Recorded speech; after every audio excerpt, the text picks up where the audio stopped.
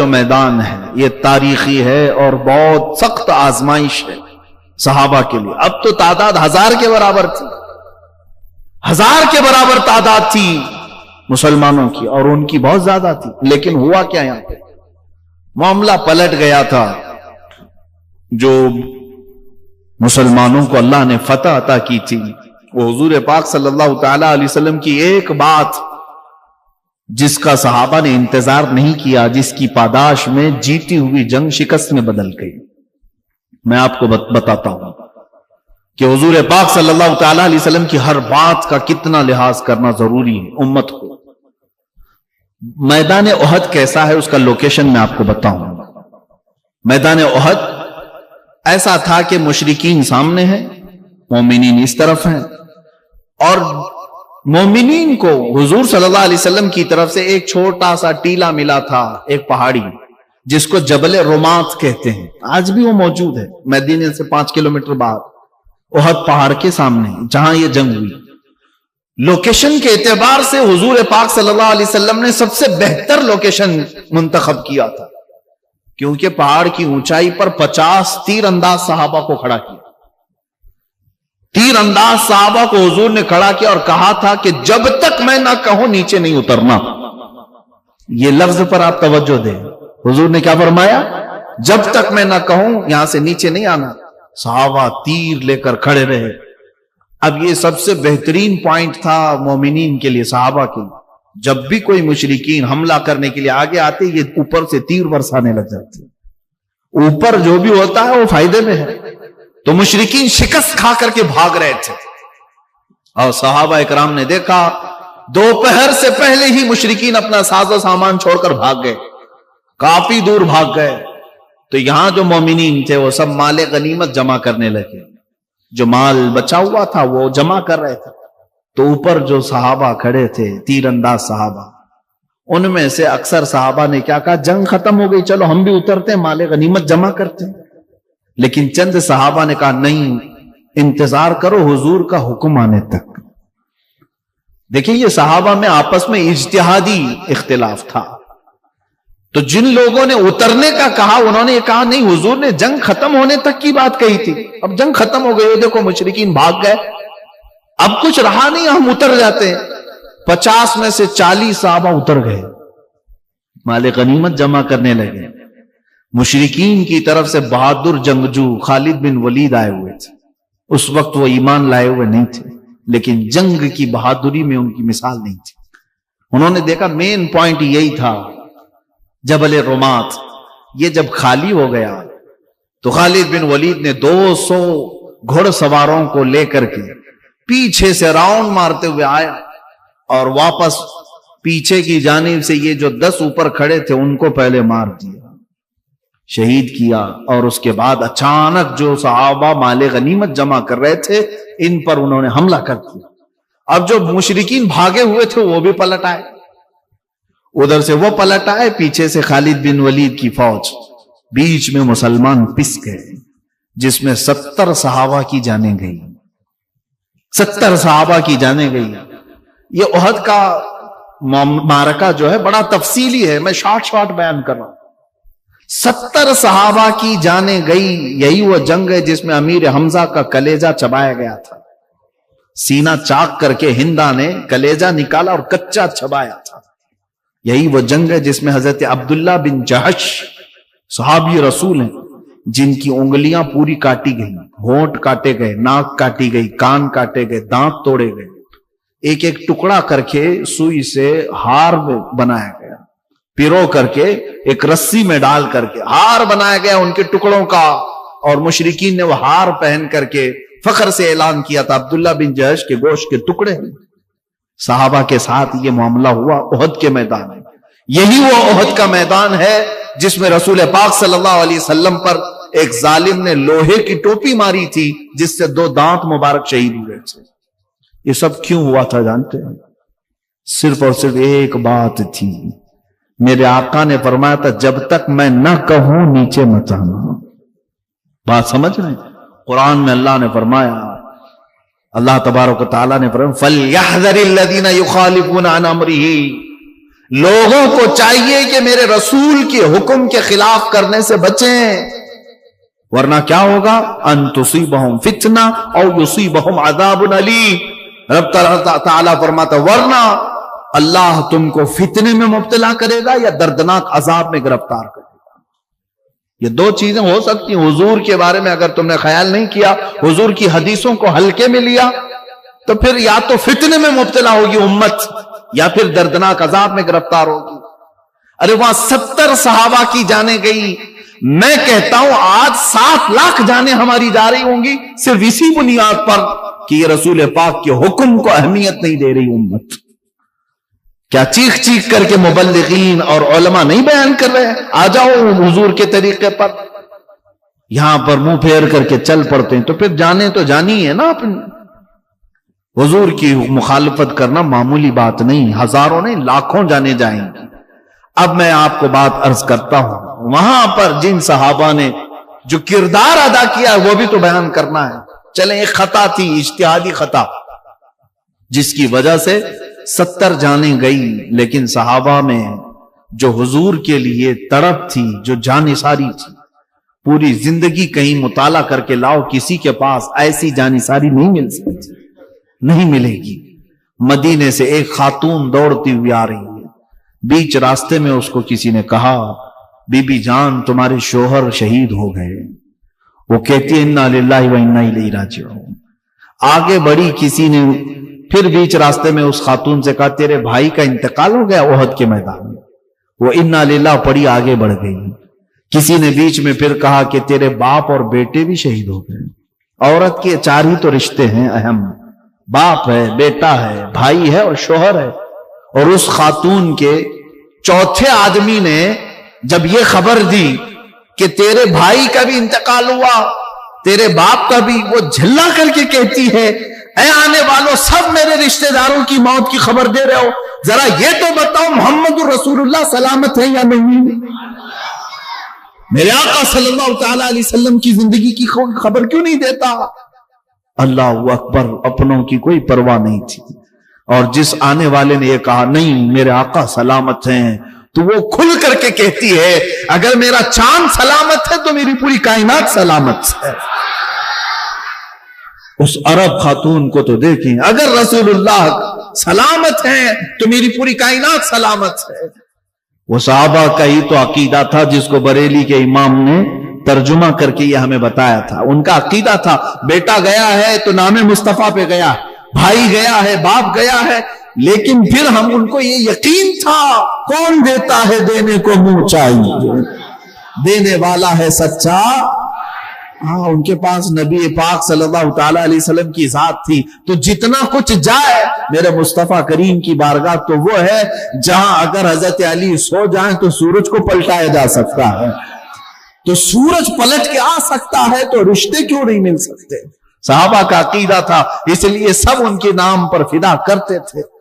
ایک اور خاتون کی بات میں کروں، ایک اور خاتون ہے مدینے کی، میدان احد میں آئی دوڑتی ہوئی، جوان بیٹے کا انتقال ہو گیا تھا، جوان بیٹے شہید ہو گئے۔ یہ تحفظ ناموس رسالت اسی کو کہتے ہیں، سب کچھ لٹا دینا اور پھر کہنا کہ حق تو یہ ہے کہ حق ادا نہ ہوا۔ وہ خاتون آئی اور حضور کی بارگاہ میں آئی، کہا یا رسول اللہ صلی اللہ علیہ وسلم مجھے خبر ملی ہے کہ میرا بیٹا شہید ہو گیا، آقا کیا مجھے اجازت ہے میرے بیٹے کی لاش دیکھ لوں؟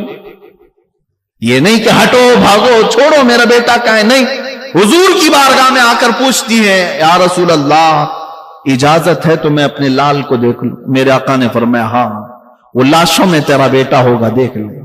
وہ خاتون آئی، جیسے ہی اپنے بیٹے کو دیکھتی ہیں، جوان کڑیل جوان بیٹا تھا، شادی نہیں ہوئی تھی۔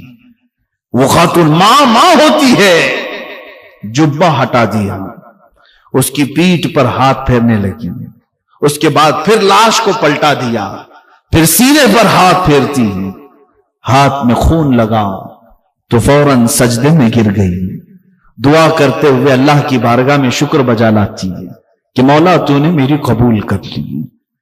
جو قریب کھڑے تھے انہوں نے پوچھا کہ بی بی یہ کیا کرتی ہو؟ بڑی بھی یہ کیا ہے؟ सुनो मेरे अजीजों, तहफ़्फ़ुज़ नामूस रिसालत कहते किसे? वो खातून मदीना कहती हैं, जब मेरे आका सल्लल्लाहु ताला अलैहि वसल्लम के लिए सारा मदीना निकल कर जा रहा था हुजूर के साथ, मैंने अपने जवान लाल से कहा था कि बेटा जा, आज तेरा वक्त आ चुका, मैंने आज के लिए तुझे पाला था, हुजूर की इज्जत की बात है, जा। जब मेरा बेटा जाने लगा तो जानते हो मैंने इसको एक वसीयत की थी। अल्लाह अल्लाह, मैं पढ़ता हूं तो आंखें भीग जाती हैं। वो खातून मदीना है, कहती है मैंने अपने बेटे से ये वसीयत की थी कि बेटा मैदान में जमे रहना, अगर कभी दुश्मन भारी पड़ गए, गालिब आने लग गए हुजूर के ऊपर या हुजूर के साथियों पर, खबरदार पीठ फेर कर भागना नहीं, और अगर तू भागते हुए मारा गया तो मैं अपना दूध भी माफ नहीं करूंगी। उस खातून ने उससे कहा था, मैं अपना दूध माफ नहीं करूंगी अगर तू भागते हुए मारा गया तो खातून कहती है, जब मुझे ये इत्तिला मिली कि मेरा बेटा शहीद हुआ, सबसे पहले मैं यही देखने आई हूं। मैं मैदान में आई और अपने बेटे का जुब्बा हटाकर मैंने पीठ पर हाथ फेर कर देखा कि कहीं भागते हुए पीछे से तो नहीं मारा गया, और फिर जब मुझे पीठ पर कोई जख्म नहीं मिला, पलट कर देखा, मैं शुक्र इसलिए अदा की कि सारे जख्म मेरे बेटे ने सीने पर लिए। वो सामने से लड़ करके, सामने से जख्म खा करके मरा है। इस बात पर मैं मौला का शुक्र बजा लाई कि मौला तूने मेरी कबूल कर ली। वो माएँ थी जिनकी तुरबत पर मौला लाखों सलाम नाजिल करे। यहां हमारे हालात ऐसे हैं कि माँ और बहनें हाथों और पैरों की बेड़ियां बन जाती हैं। बेटा कहां जा रहा है, हालात खराब है, ये मौलवी साहब के चक्कर में मत पड़ना, अरे ये तो ऐसे भड़काते रहते हैं, ये बोलते रहते हैं, इनके पीछे जाएगा, तेरी भी जिंदगी खराब हो जाएगी, तेरा करियर तबाह हो जाएगा, फ्यूचर बर्बाद हो जाएगा। मैं उन औरतों से कहता हूं, संभाल करके रख लो इन बेटों को, एक दिन आएगा जब तुम्हारी इज्जत नोचने के लिए कुत्ते आएंगे, उस वक्त भी ये तुम्हारे बेटे कुछ नहीं कर सकेंगे। इसलिए कि जिन माओं ने अपने बेटों को नामे रसूल के लिए खड़ा होना नहीं सिखाया, वो बेटा कभी तुम्हारी इज्जत के लिए भी नहीं खड़ा हो सकता, कभी नहीं खड़ा हो सकता। एक बात याद रखिए, हमारी बुजुर्गों की रिवायतें ये रही हैं कि हमने अपने बच्चों की जो तरबियत की है वो इसी तरह से, मैं सो जाऊं या मुस्तफा कहते कहते, खुले आंख मेरी सल्ले आला कहते कहते। और अगर आज तरबियत बदल गई है तो मुझे उसकी कोई परवाह नहीं, लेकिन आ जाओ वापस फिर इसी माहौल पर। बच्चों को सुलाना तो भी नामे मुस्तफा पर सुलाना, उठाना और जगाना तो नामे मुस्तफा पर जगाना। इकबाल ने क्या खूब कहा, आबरूए मां ज़नामे मुस्तफास्त, हम सब की इज्जत व आबरू हुजूर के नाम से जुड़ी हुई है। किसके नाम से? हुजूर के नाम से जुड़ी हुई है। अगर तुम्हारी इज्जत सलामत आज इज्जत है तुम्हारी तो हुजूर के नाम की वजह से। मैं आप सबसे मैं गुफ्तगू करता हूं, मेरी तकरीर का कहां है, कोई अता पता ही नहीं, तकरीर करने का मेरे पास ढंग भी नहीं, अंदाज भी नहीं, मुकर्रिर नहीं, जज्बात आपके सामने रखने का आदी हूं। मुझे ये बताओ, ये मिंबर मुझे क्यों दिया आपने? मैं कौन होता हूं? मेरा क्या अगला पिछला पस मंजर है? ये मिंबर या बड़े से बड़े मिंबर पर अगर ये मोमिनीन उठाकर मुझे बिठाते हैं तो सिर्फ इस बात पर कि ये मुस्तफा की बात करता है, बाकी कुछ नहीं। हमारी इज्जतें हुजूर के नाम से जुड़ी हुई हैं। हजरत उमर फारूक रज़ी अल्लाह तआला अन्हु को जब लोगों ने अमीरुल मोमिनीन के नाम से पुकारा, नारा लगाया गया ना अमीरुल मोमिनीन, तो आपके आंखों से आंसू निकल आए। लोगों को जमा करके कहा, ऐ लोगों मैं बताता हूं, मैं खत्ताब का बेटा उमर हूं। उनके बाप का नाम खत्ताब। कहते हैं बचपन में मैं 2 बकरियां नहीं संभाल पाता था, लाइन में नहीं लगा पाता, मेरा बाप मुझे बार बार मारता था, मैं बहुत मार खाया अपने बाप से। लेकिन आज 36 लाख स्क्वायर किलोमीटर पर तन्हा उमर की हुकूमत है, जिसमें मिस्र भी था, ईरान भी था, यमन भी था, इराक भी था, फिलिस्तीन भी था, पूरा अरब नजद और हिजाज भी था, तन्हा हजरत उमर फारूक की निगरानी में था। हजरत उमर कहते हैं बचपन में जिसको 2 बकरियां संभालनी नहीं आती, आज वो 36 लाख स्क्वायर किलोमीटर पर तन्हा हुकूमत करता है। ऐ लोगों, ये खत्ताब خطاب کا بیٹا عمر ہونے کی وجہ سے نہیں، محمد کا غلام عمر ہونے کی وجہ سے ہے صلی اللہ تعالی علیہ وسلم۔ رسول پاک کے قدموں سے وابستہ ہوا تو یہ ساری عزتیں ہماری ہیں۔ لوگوں نے مجھے امیر المومنین کہنا شروع کیا۔ لوگوں صرف نام عمر ہے، عمر نام ہونے سے ہر کوئی فاروق نہیں بنتا۔ ابو جہل کا بھی نام عمر تھا، لیکن بات یہ ہے کہ عمر ہو تو قدموں پہ نچھاور ہو۔ اور ان صحابہ کو دیکھیں، میرے آقا کی نسبت ہی تو ہے حضور کے لیے۔ وہ جب جان دینے کی بات کرتے تھے تو مولا نے کہاں کس اوج پر پہنچایا، ایک عرب نے آدمی کا بول بالا کر دیا، خاک کے ذروں کو ہمدوش سریا کر دیا، خود نہ تھے جو راہ پر اوروں کے ہادی بن گئے، کیا نظر تھی جس نے کہ مردوں کو مسیحا کر دیا۔ میرے آقا صلی اللہ تعالی علیہ وسلم کی عنایتوں نے انہیں کہاں پہنچایا۔ عزیزان گرامی، ان خواتین کی بات میں کر رہا تھا جو اپنے لال اور اپنے بیٹوں کی شہادت پر بھی ماتم نہیں کرتی، بلکہ یوں کہتی، مولا میری زندگی وصول ہو گئی، میرا بیٹا تیرے حبیب کے نام پر کام آ گیا۔ آج گھروں میں بزدلی کو ختم کریں۔ میں یہ نہیں کہتا کہ ہر کسی کو مرنے مارنے کے لیے بھیج دیں، میرے عزیزو، اسلام یہ بھی سکھاتا ہے۔ میرے آقا صلی اللہ علیہ وسلم نے فرمایا، لا تتمنوا لقاء عدوکم، تم دشمن سے مڈبھیڑ اور جنگ کرنے کی تمنا مت کرنا کہ ابھی جنگ ہو جائے، ابھی ماریں گے، یہ تمنا بھی مت رکھنا۔ جنگوں میں سوائے نقصان کے کیا ہوتا ہے؟ نقصان بہت ہوتا ہے، لیکن میرے آقا صلی اللہ علیہ وسلم نے فرمایا جنگ کی تمنا مت کرنا، لیکن اگر تمہارے سروں پر کوئی مسلط کر دیا تو پھر قدم بھی پیچھے نہ ہٹانا۔ یہ ہمارا ہے فریضہ، یہ ہے کہ ہم اس وقت تک بات نہیں کرتے۔ دیکھیں آج ہمارا کیا کیا نہیں چھین لیا گیا، سب تو ہماری مسجدیں پامال ہو رہی ہیں۔ روز ایک مسجد کی شہادت کی خبر آتی ہے۔ تقریباً مسجدوں کو انہوں نے ایسا کھلواڑ بنا دیا کہ راتوں رات پورے کے پورے لوگ مل کر کے اس کو مسمار کرتے ہیں۔ یہ حالات چل رہے ہیں، اور مسلمان کی جان اتنی سستی پڑ گئی آج کہ ان کو جانوروں سے بھی زیادہ دردناک موت کے ساتھ مار دیا جاتا ہے۔ یہ آج کے حالات ہیں۔ کشمیر جا کر دیکھیں، آسام میں دیکھیں، یہ سب کیا ہو رہا ہے۔ ہم نے کہاں آوازیں اٹھائی ہیں؟ ہمیں پتا ہے یہ سب ہم مرنے کے انتظار میں باری لگی ہوئی ہے سب کی۔ میرے عزیزوں، سب کچھ چھینا گیا ہے، مسجدیں، خانقاہیں، مزارات، مسلمانوں کی جانیں۔ اب ہماری بچیاں بھی محفوظ نہیں رہی۔ لڑکیوں کو اٹھا کر کے لے جاؤ، مرتد بنا کر کے انہیں نکاح کرو، 4-6 مہینے کے بعد انہیں پھر پھینک دو، یہ بھی چل رہا ہے۔ ہماری بچیوں کو اٹھا کر کے لے جانا، قتل کر دینا، کتنے واقعات دیکھنے کو مل رہے۔ پھر کسی غریب مزدور کو کہیں پکڑ کر کے موب لنچنگ کرنا، یہ سب حالات ہم دیکھ رہے ہیں۔ ہمیں پتا ہے ہم کس قسم پرسی کے عالم میں گزر رہے ہیں، لیکن ان سب کا جو اصل سبب ہے وہ ایک ہی ہے۔ ان کے جو ہم غلام تھے، خلق کے پیشوا رہے۔ ان کے جو ہم غلام تھے، خلق کے پیشوا رہے، ان سے پھرے، جہاں پھرا پھر آئی کمی وقار میں۔ یہ جو سبب ہے نا حضور سے پھرنے کی وجہ ہے۔ حضور سے جب منہ پھیرو گے یہ حالات ہوں گے۔ کتوں کو ہمارے اوپر مسلط کر دیا جائے گا، وہ نوچتے ہوئے بھونکتے ہوئے تمہارے سب کے چتڑے اڑائیں گے۔ یہ آج حالات اسی وجہ سے۔ اور ظالموں کو سروں پر اس لیے بھی مسلط کیا جاتا ہے کہ تم سیدھے راستے پر آ جاؤ۔ جب بکریاں بہک جاتی ہیں تو کتے انہیں بھونک بھونک کر کے راستے پر لاتے ہیں۔ آج تمہارے اوپر بھی اسی طرح کے حالات آئے۔ اب ہونا یہ چاہیے کہ ہوش کے ناخن لیں اور اصل زندگی کا مقصد سمجھ لیں۔ مسلمانوں کی زندگی کا مقصد اور سبب یہی ہے جو تاج شریعہ بدر طریقہ رحمت اللہ تعالی علیہ نے اپنے کلام میں فرمایا، زندگی یہ نہیں کسی کے لیے، زندگی ہے نبی کی نبی کے لیے۔ نہ سمجھ مرتے ہیں زندگی کے لیے، ارے جینا مرنا ہے سب کچھ نبی کے لیے۔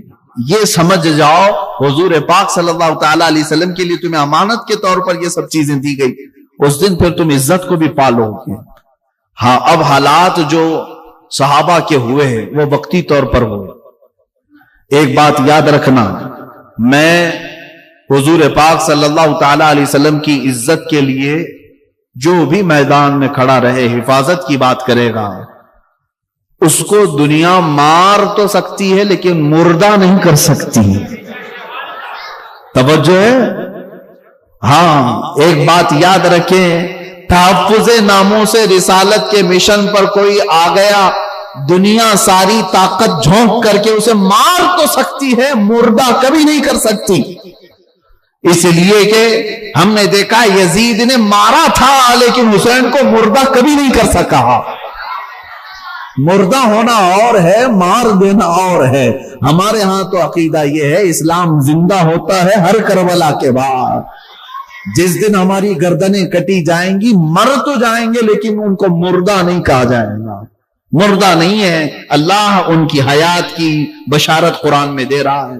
عزیزان گرامی وقار، صحابہ کے کردار میں دو مثالیں اور رکھ دیتا ہوں. حضرت خواتین کی بھی کردار ہے. سیدہ بی بی سمیہ رضی اللہ تعالیٰ عنہ، یہ گھر گھر جاتی تھی پیغام مصطفیٰ لے کر کے. یہ مکہ کی گلیوں میں جب ابھی زندگی بڑی کٹھن تھی، کھل کر کے نماز نہیں پڑھ سکتے تھے، اس وقت کی بات ہے.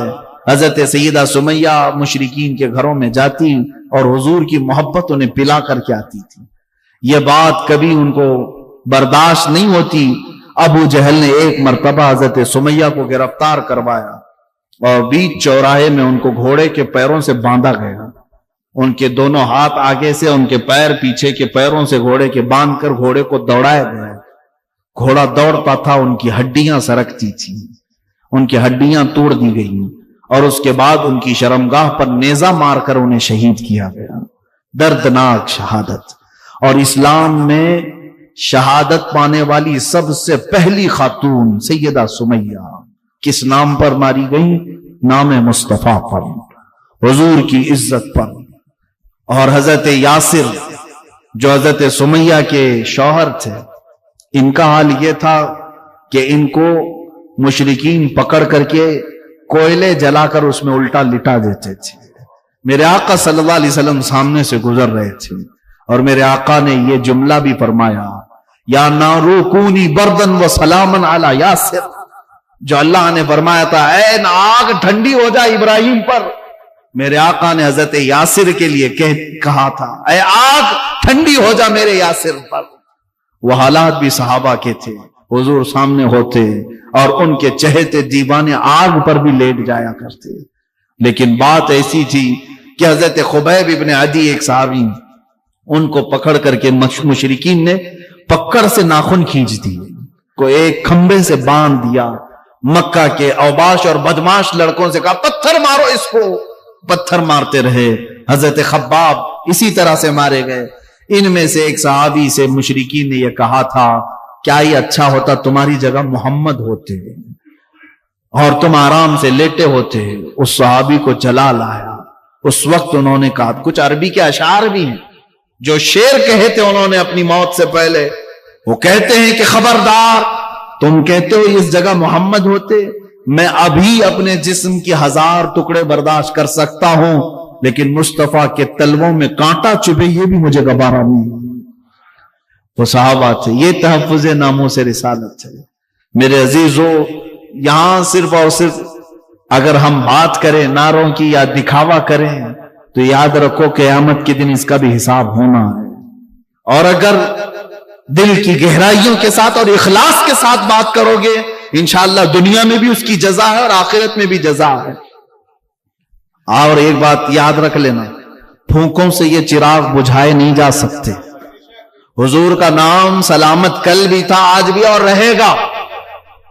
تمہارا امتحان ہے. اگر تم اس میں حصہ لے لیا تو تم بھی جو ہے ہمیشہ کے لیے تمہارا نام زندہ رہ جائے گا. ورنہ ہزاروں لاکھوں ہمارے جیسے آتے رہیں گے جاتے رہیں گے، حضور کے نام کا کچھ فرق نہیں پڑنے والا.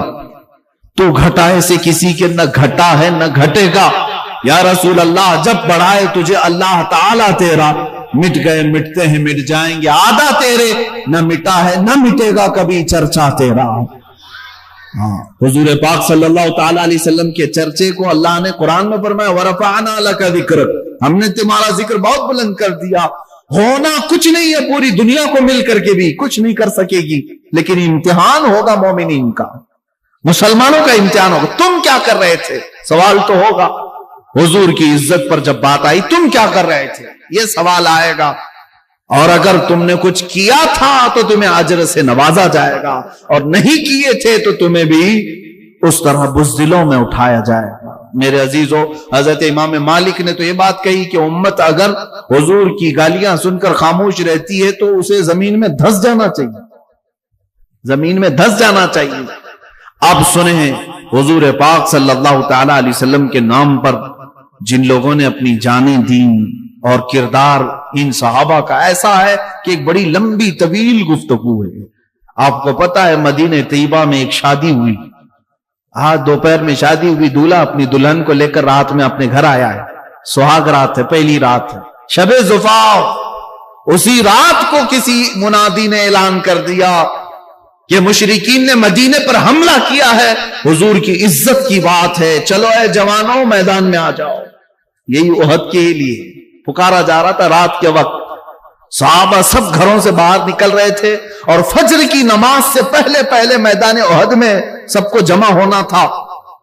اور یہ جوان جس کی آج شادی ہوئی بستر چھوڑ کر کے اٹھ بیٹھا، اپنی شریک حیات سے کہا الوداع، مجھے اجازت دو، میں جاتا ہوں، میں جاتا ہوں، حضور پاک کی عزت کی بات آئی، اب مجھے جانا ہوگا۔ سہاگ رات، شب زفاف، آج کی شادی کی رات۔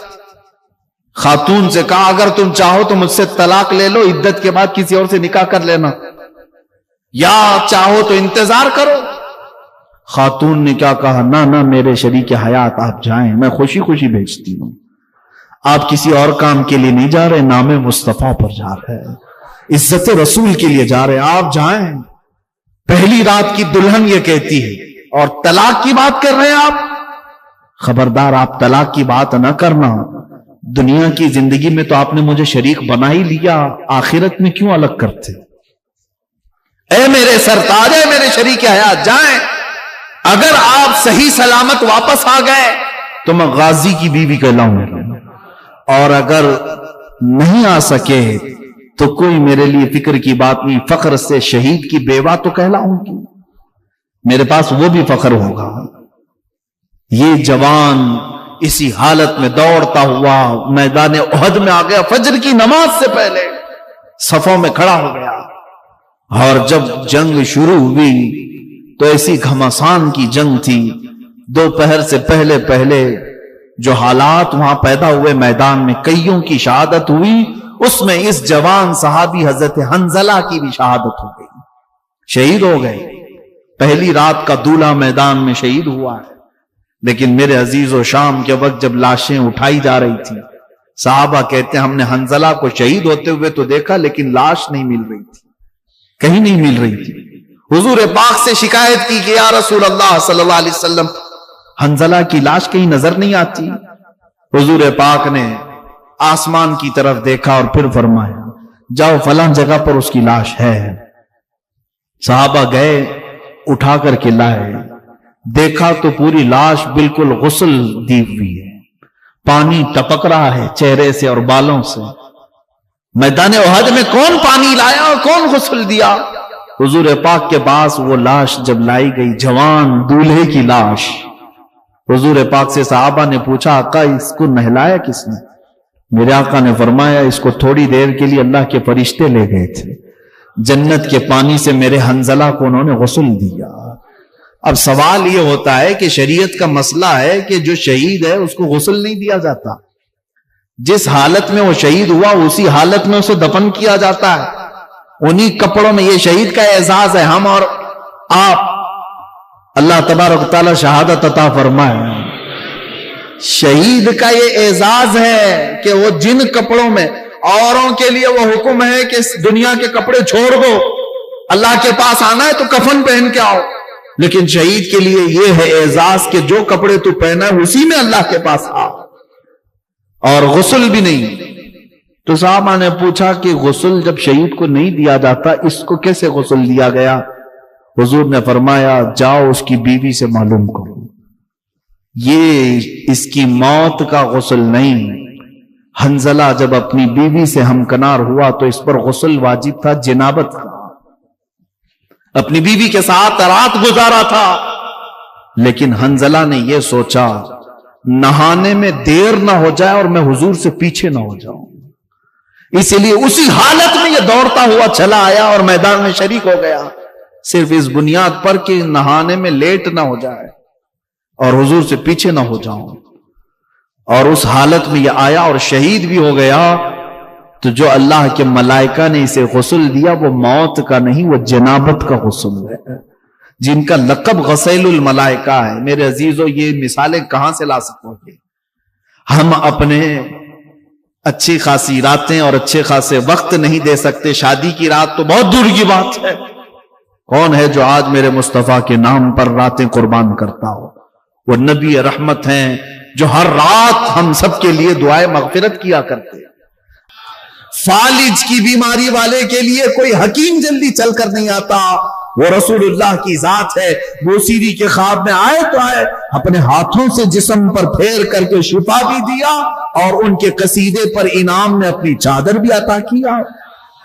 ہم نے تاریخ میں یہ بھی پڑھا، جب امام احمد بن حنبل کی تہبند کھل رہی تھی اور جلاد ان کو کوڑے مار رہا تھا، ان کے دونوں ہاتھ زنجیروں سے بندھے تھے، امام احمد بن حنبل رونے لگ گئے، میری تہبند کھل رہی ہے۔ جلاد نے دیکھا، اچانک غیب سے دو ہاتھ آئے اور ان کی تہبند کو مضبوطی سے باندھ دیا۔ اس کے بعد احمد بن حنبل ہنسنے لگے اور جلاد سے کہنے لگے، اب مار تو کوڑے اور مار اور کوڑے مار۔ وہ یعنی حیرت میں آ کر کے کوڑا رکھ دیا اور پوچھا، یہ کیا ہوا؟ تیری لنگی، تیری تہبند کھل رہی تھی، یہ کون آیا جو تیری تہبند کو سنبھال لیا؟ امام احمد بن حنبل نے اپنی وارفتگی میں کہا تھا، جس کے لیے کوڑے کھا رہا تھا وہ ہاتھ آ گئے ہیں۔ اور یہی تو مسلمانوں، ہمارا عقیدہ بھی یہی ہونا چاہیے کہ مرو بھی تو حضور کے نام پر، کہ ہم قبر میں جاتے ہیں تو بھی ہمارے بزرگوں نے ہمیں یہ عقیدہ دیا ہے، فرشتے اگر آتے بھی ہیں تب بھی ہم یہ کہتے ہیں، اب تو پائے ناز سے اے فرشتوں کیوں اٹھو، اب تو پائے ناز سے اے فرشتوں کیوں اٹھو، مر کے پہنچاؤں یہاں اس دل ربا کے واسطے۔ پھر نہیں مانو گے تو اور ایک مسئلہ پیش آ جائے گا، نماز تمہاری کمپلیٹ نہیں ہو پائے گی۔ ایک بڑا مسئلہ ہے، عربی کا ورڈ میں تمہیں ترجمہ کر کے بتاؤں گا، ترجمہ کر کے۔ مثال کے طور پر لفظ کاف جو ہے عربی میں مخاطب کے لیے، یعنی تو، تم، آپ کہنے کے لیے۔ جیسے میں کہوں کیف حالک، حالک کا مطلب ہوا تمہارا حال کیسا ہے۔ عربی میں نے پوچھا تمہارا حال کیسا ہے، تم سامنے رہو گے تو ہی پوچھوں گا نا، سامنے رہو گے میں پوچھوں گا کیف حالک، آپ کی طبیعت کیسی ہے، تم خیریت سے ہو۔ تو، تم، آپ، یہ الفاظ کب بولے جاتے ہیں؟ جب آدمی سامنے ہوتا ہے، سامنے والے کو ہی لفظ کاف سے خطاب کرتے ہیں، لفظ کاف سے خطاب کرتے ہیں۔ اب مثال کے طور پر دور رہنے والے کو لفظ ہو سے خطاب کرتے ہیں، ہو کا مطلب ہوتا ہے وہ آدمی۔ اب میں پوچھوں کیف حالہ، اس کا حال کیسا ہے، جو یہاں نہیں ہے اس کو ایسا۔ سمجھ میں آ رہی بات؟ یہ گرامر ہے عربی کی۔ اب آؤ، تمہاری نماز انکمپلیٹ کیسے ہوتی اگر حضور کو حاضر نہیں سمجھو گے؟ نماز پڑھ لیا آپ نے، سورہ فاتحہ بھی پڑھ لی، قرات بھی کر لی، رکوع بھی کر لیا، سجدہ بھی کر لیا، قعدے میں آ کر بیٹھے، قعدے میں آ کر بیٹھے، یہاں اینڈنگ ہے نماز کا، نماز ختم ہونے والی ہے۔ اب التحیات پڑھتے ہوئے آئے، التحیات للہ والصلوات والطیبات، السلام، کیا کہو گے؟ السلام علیکہ، کا مطلب ہوتا ہے آپ، السلام علیکہ کا مطلب ہوا آپ پر سلام ہو۔ اور اتنا ہی نہیں، ایھا النبی، اے نبی، سامنے والے کو اے کہہ کر کے پکارتے ہیں۔ اے کر کے کس کو پکارتے ہیں؟ جو سامنے ہو۔ السلام علیکہ ایھا النبی، اے نبی آپ پر سلام ہو۔ اب یہاں تم نہیں سوچو گے کہ نبی یہاں نہیں ہے تو سلام تمہارے التحیات میں بدل لو، آج سے التحیات کا سلام بدل لو۔ یوں کہو، میں سکھا بھی دیتا ہوں، السلام علیہ، وہاں کہو علیہ، یعنی سلام ان پر ہو، تمہارا نبی جو تمہارے سامنے نہیں ہے تم ایسے سلام کرو. سنیوں کا نبی ان کے سامنے ہم کہیں گے السلام علیکہ، اے نبی آپ پر سلامتی ہو. صحابہ نے بھی یہی کہا، تابعین نے بھی یہی کہا، اولیاء کاملین نے بھی یہی کہا، فقہاء نے بھی یہی کہا، محدثین نے بھی یہی کہا. سب پوری امت نے حضور کو سلام پیش کیا. کیسے؟ اے نبی آپ پر سلامتی ہو. اس کا مطلب ہے وہ عقیدہ رکھ کر سلام کر رہے تھے. نمازوں کے وقت نبی کو حاضر و ناظر تسلیم کرنا ہوگا، اور تم نہیں مانو گے تو نماز تمہاری انکمپلیٹ ہے. ہم اللہ کے نبی صلی اللہ تعالی علیہ وسلم کے متعلق یہ عقیدہ رکھتے ہیں کہ وہ حاضر ہیں ناظر ہیں. ارے عزیزو، قصور اپنی نگاہوں کا ہے ورنہ عاشقوں دیکھو. قصور اپنی نگاہوں کا ہے ورنہ عاشقوں دیکھو. سر محفل ہی اکثر میرے سرکار آتے ہیں. اکثر محفلوں کی وہ رونق ہے، سر محفل ہی اکثر میرے سرکار آتے ہیں. صحابہ اکرام رضوان اللہ تعالی علیہ مجمعین نے اللہ کے نبی صلی اللہ تعالی علیہ وسلم کو بنفس نفیس اپنی جماعتوں میں محسوس کیا ہے. ان کے بعد تابعین نے محسوس کیا ہے، اور جن لوگوں نے حضور پاک صلی اللہ تعالی علیہ وسلم کو دیکھا ہے تو اگر وہ حاضر و ناظر نہ ہو، حاضر نہیں ہو سکتے تو کوئی دوسرا دیکھ کیسے سکتا ہے؟ حاضر نہ ہو تو کوئی کیسا دیکھ سکتا ہے؟ عزیزان گرامی، جو عقیدہ یہ پھیلایا گیا تھا، اب اس کا پوسٹ مارٹم بھی دیکھ لیں آپ. کس نے یہ شروع کیا تھا کہ رسول مر کر مٹی میں مل گئے، معاذ اللہ رب العالمین، وہ نہ تمہیں دیکھ سکتے ہیں نہ تم انہیں مانگ سکتے ہو پوچھ سکتے ہو. کل جو بات میں نے بتائی تھی، مستشرقین جو یہود و نصارہ اسلام کو پڑھتے ہیں اور اسلام میں شک و شبہ ڈالنے کی کوشش کرتے ہیں، انہوں نے یہ شوشہ چھوڑا تھا تاکہ امت رسول سے دور ہو جائے. اس لیے کہ تمہارے اندر جو سب سے بڑا پاورفل اور سب سے بڑا مضبوط عقیدہ جو ہے وہ اپنے رسول کو لے کر کے ہے. اس لیے کہ یہودی اس بات کا اعتراف کرتے ہیں، انہیں مار دو، انہیں قتل کر دو، ان کے گھر لوٹ دو، ان کو جلا وطن کرو، یہ سب برداشت کرتے ہیں، لیکن یہ اپنے نبی کی عظمت پر آئی ہوئی بات کو برداشت نہیں کرتے. آج بھی دنیا اس بات کو مان رہی ہے. ان کے اندر اگر کوئی چنگاری باقی ہے جو انہیں جمع کرتی ہے تو وہ رشتہ رسول ہے، محبت رسول ہے، عظمت مصطفیٰ ہے. اور یہی چیز ختم کرنے کے لیے وہ ایڑی چوٹی کا زور لگائے ہیں.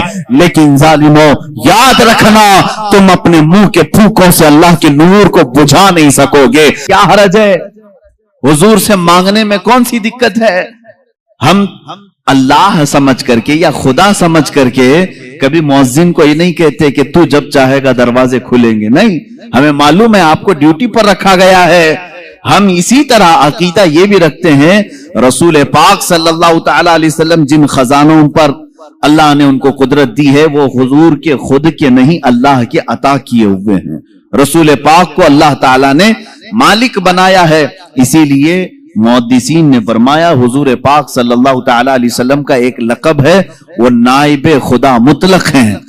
یعنی اللہ کا جو نائب ہے، اللہ کا جو نائب ہے، تو رب تبارک و تعالی کا جو نائب ہے تو وہ اس کی زمین پر اختیارات اگر نہیں رکھتا تو پھر نائب کیسا ہے؟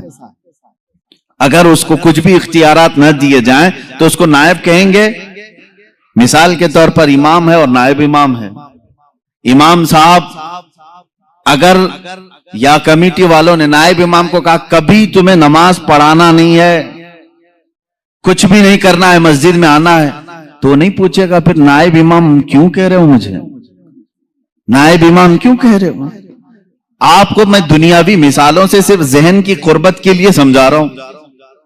سی ایم ہے اور ڈپٹی سی ایم ہے، اور ڈپٹی سی ایم کو اگر کہہ دیا جو کچھ بھی نہیں، خالی تجھے بیٹھنا ہے اور اٹھ کے چلے جانا ہے، پارٹی چھوڑ کے چلا جائے گا. کچھ بھی کرنا نہیں ہے، کوئی اختیار میرا نہیں ہے، تو ڈپٹی سی ایم بنائے کیوں ہے؟ یہ دنیاوی دستور ہے.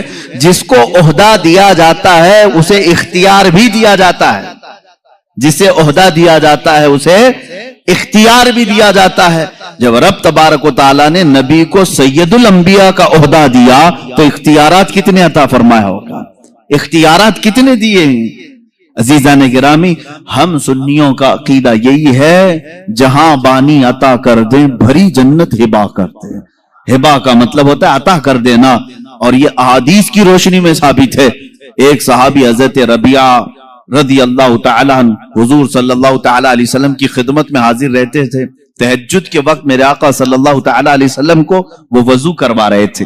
पानी पेश किया, अल्लाह के नबी सल्लल्लाहु तआला अलैहि वसल्लम खुश होकर के हजरत रबिया असलमी से कहते हैं, क्या रबिया, कुछ तुझे मुझसे मांगना है तो मांग ले, कुछ मुझसे पूछना है तो पूछ ले। अब रसूल खुद उम्मत को कह रहे हैं मुझसे मांग लो, क्या रसूल शिर्क की तालीम दे सकते हैं? हजरत रबिया रज़ियल्लाहु ताला हदीस के अल्फाज हैं, सलमा शिअत या रबिया, जो तू चाहे वो पूछ ले। हुजूर अकरम सल्लल्लाहु ताला अलैहि वसल्लम ने ये कैद भी नहीं लगाया, इतनी लिमिट का सवाल करना, इतनी लिमिट का सवाल करना, दुनिया का पूछना, आखिरत का मत पूछना, कब्र का मत पूछना, कुछ नहीं। सलमा शिअत, जो तू चाहे वो मुझसे पूछ ले। अब उस सहाबी रसूल ने भी पूछा क्या? कहते हैं मुराफक़तक फिल जन्नति या रसूल अल्लाह, ऐ अल्लाह के नबी, जन्नत में आपका पड़ोसी बना ले, आपका हमनशीन मुझे बना ले। अब गैर ज़ालिक, रसूल पाक सल्लल्लाहु अलैहि वसल्लम फिर पूछते हैं, इसके अलावा और कुछ चाहिए? इसके अलावा और कुछ चाहिए? उन्होंने कहा मुराफक़तक फिल जन्नति या रसूल अल्लाह, ऐ अल्लाह के रसूल, जन्नत में आपकी रिफाकत चाहिए, आपकी हमनशीनी, आपका पड़ोस बन जाऊं बस। अब गैर ज़ालिक, हदीस में पढ़ रहा हूं, हुजूर पाक सल्लल्लाहु अलैहि वसल्लम ने फिर पूछा, इसके अलावा और कुछ चाहिए? तीसरी मर्तबा उन्होंने कहा मुराफक़तक फिल जन्नति या रसूल अल्लाह, ऐ अल्लाह के रसूल, जन्नत में आपकी हमनशीनी चाहिए। मांग, तुझसे तुझी को मांग कर मांग ली सारी कायनात, तुझसे तुझी को मांग कर मांग ली सारी कायनात। सहाबी भी वो बहुत दूर तक की सोचते थे, उन्हें मालूम था वहां की अगर हमनशीनी मिल गई तो बाकी सब वैसी खैरात में मिलेगी, बाकी सब तो सदक़े में मिलेगी। इन्होंने बिल्कुल लास्ट एंडिंग वाला सवाल किया है, ये नहीं कि हिसाब मेरा कयामत में हल्का हो जाए, मीज़ान अमल में कुछ आपकी मदद मिल जाए, हौज़े कौसर पे ये हो जाए। उन्होंने लास्ट एंडिंग का सवाल किया, अगर वो हमनशीनी मिल गई तो ये सारी मंजिलें तो पास होके ही मिलेगी। और यहां पर अब जो बताना है वो ये है, अल्लाह के नबी सल्लल्लाहु तआला अलैहि वसल्लम उस सहाबी से बार बार ये कह रहे हैं, अब गैर ज़ालिक, इसके अलावा और कुछ चाहिए? ये कौन कहता है? ये कौन कहता है? पहले ही मांगी हुई चीज को दे दिया हो, फिर ये पूछता है कि इसके अलावा और कुछ चाहिए। 3 मर्तबा हुजूर पाक सल्लल्लाहु तआला अलैहि वसल्लम ने उनसे ये सवाल किया।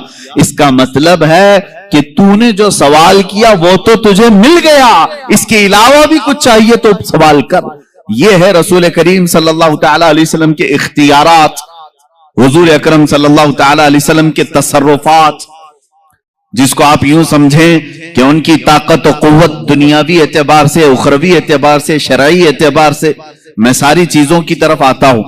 अल्लाह के नबी सल्लल्लाहु तआला अलैहि वसल्लम को अल्लाह ताला ने इख्तियारात का मालिक बनाया है और कुरान उसकी गवाही दे रहा है। यअमुरुहुम बिल मारूफि व यनहाहुम अनिल मुनकरि व युहिल्लु लहुमुत तय्यिबात व युहर्रिमु अलैहिमुल खबाइथ व यदअु अन्हुम इसरहुम वल अगलाल अल्लती कानत अलैहिम। कुरान पाक में अल्लाह फरमा रहा है, वो रसूल तुम्हारे पास है जो तुम्हें अच्छाइयों की का हुक्म देता है, बुराइयों से रोकता है। अब जो 2 लफ्ज आए हैं वो ये है, अल्लाह फरमाता है युहर्रिमु अलैहिमुल व युहिल्लु लहुमुत तय्यिबात, पाकीज़ा चीजों को तुम्हारे लिए वो हलाल बनाता है और नापाक चीजों को वो रसूल तुम्हारे लिए हराम कह देता है। पता ये चला हराम और हलाल दुनिया में बनाना ये भी इख्तियारात रसूल में से है। रसूल जिसे कहें हलाल वो हलाल है और रसूल जिसे कहें हराम वो हराम है। इससे बढ़कर क्या और इख्तियारात क्या चाहिए?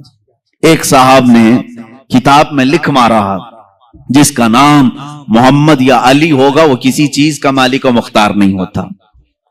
उनका बुग़्ज़ था, वो अदावत थी, नफरत रही होगी।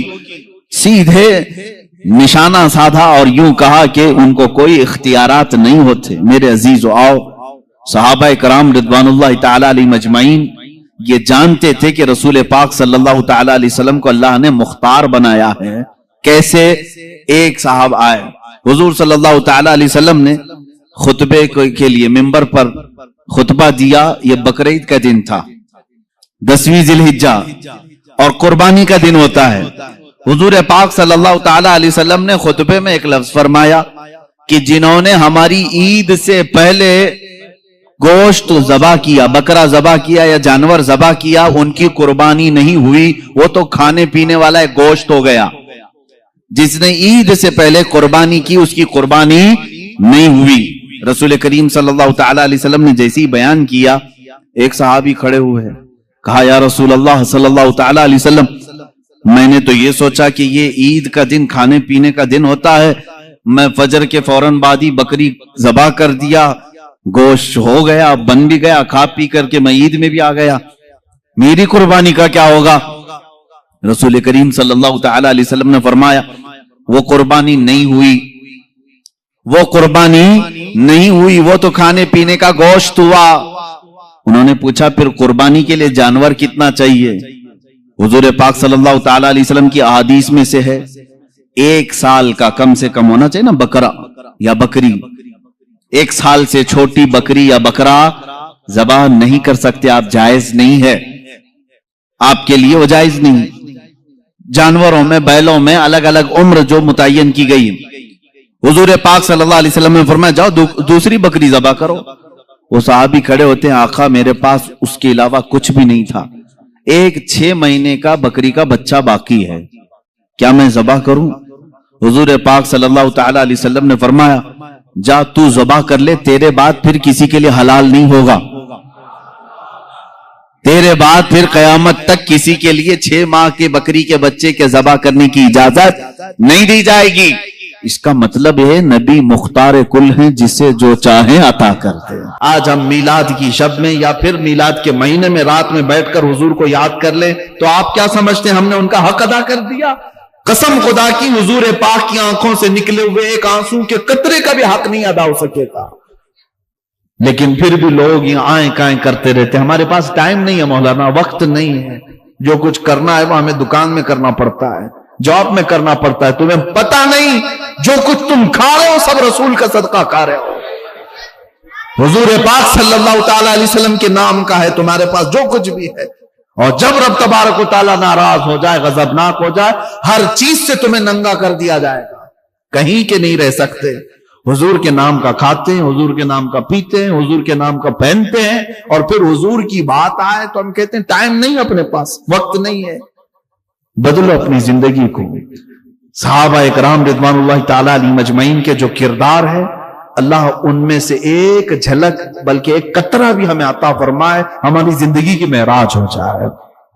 वो सहाबा को देखें, एक जालिम हुजूर पाक सल्लल्लाहु ताला अलैहि वसल्लम के चेहरे पर लोहे की टोपी जो जंगों में पहनी जाती थी वो आपके चेहरे पर मार दिया, और जैसे ही वो आई हुजूर पाक के रुखसार मुबारक से लोहे की जो कड़ियां थी वो अंदर घुस गई, और जिसकी वजह से हुजूर के 2 दांत मुबारक शहीद हुए।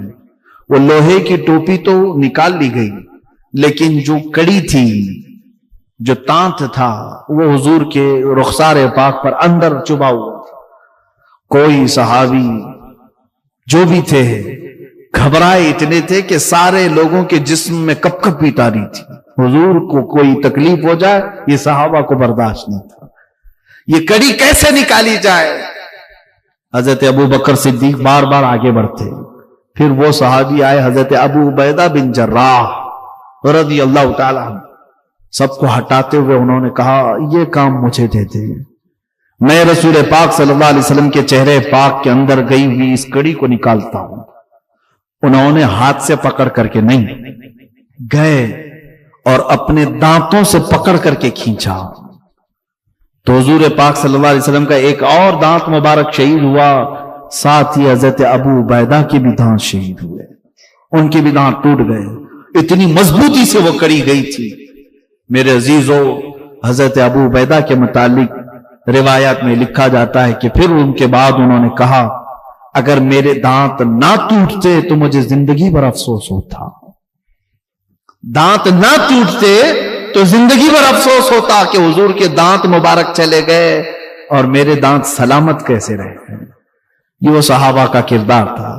جب مشرکین مکہ نے حضور کا سوشل بائیکاٹ کیا تھا، 3 سال تک حضور سے سارا انہوں نے بائیکاٹ کر رکھا تھا، پورے خاندان سے، ان سے لین دین، خرید و فروخت، سلام کلام، ساری چیزیں بند کر رکھی تھی. اور 3 سال ایسے گزرے میرے آقا صلی اللہ علیہ وسلم کے شعب ابی طالب میں کہ جس وقت ان کے ہاں کھانے کی کمی ایسی تھی کہ پتے کھائے گئے اور چمڑے کو پانی میں ابال کر کے کھایا گئے مکہ میں. اور حضرت سعد رضی اللہ تعالیٰ عنہ مدینے میں رہنے والے صحابی، حضور پر وہ پہلے ہی اسلام لا چکے تھے. جب ان کو یہ خبر ہوئی نا کہ مکہ والوں نے حضور کا سوشل بائیکاٹ کر رکھا ہے، حضرت سعد مدینے میں بیٹھ کر کے چمڑے پکاتے تھے اور کھاتے تھے، اور یہ کہتے یہ کیسے گوارا ہوگا کہ میرے آقا صلی اللہ علیہ وسلم پر فاقہ چل رہا ہو اور میں گھر میں گرم گرم روٹیاں توڑ رہا ہوں. وہ صحابہ تھے، سب کچھ انہوں نے فدا کیا، اور پھر اخیر میں کیا کہا جانتے ہیں؟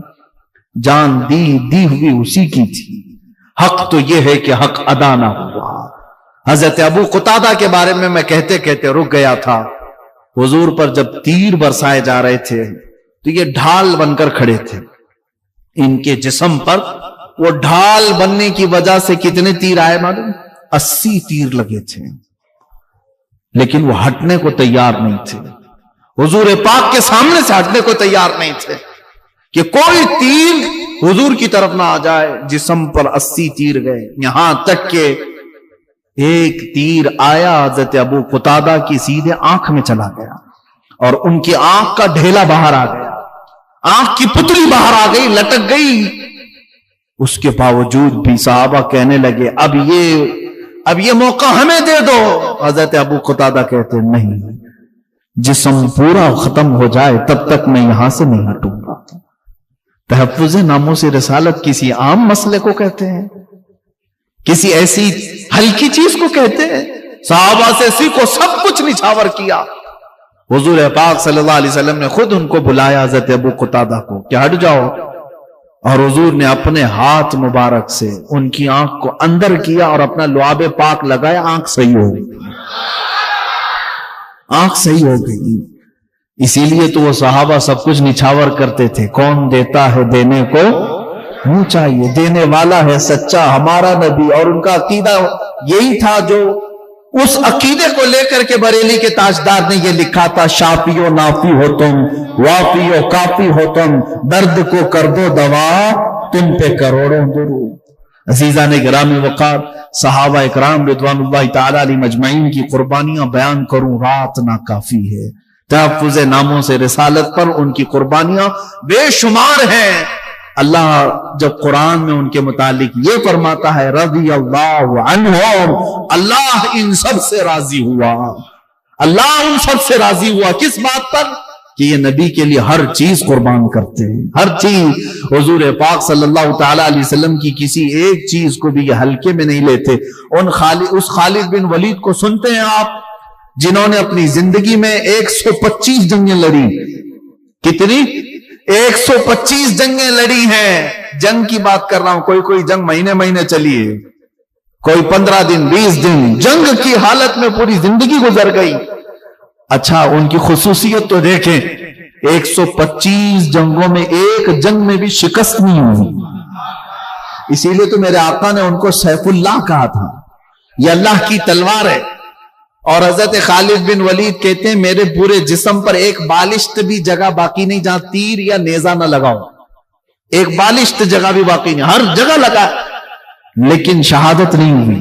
کسی جنگ میں آپ کو کوئی شہید نہیں کر سکا. وہ طبعی موت ان کا انتقال ہوا اپنے بستر پر، حضرت خالد بن ولید. اس کی وجہ مفسرین یہ بتاتے ہیں، اگر کوئی ان کو میدان جنگ میں مار دیتا، شہید کرتا، تو پھر دنیا یہ کہتی کہ اللہ کی تلوار ٹوٹ گئی. سیف اللہ ہے نا اللہ کی تلوار. ان کے بارے میں بات کر رہا ہوں جس نے 125 جنگیں لڑی. وہ کیسا بطل جلیل اور بہادر عظیم، اور دشمنوں کے ناکوں تلے چنے چبوا دے، بہت مشہور جرنیل.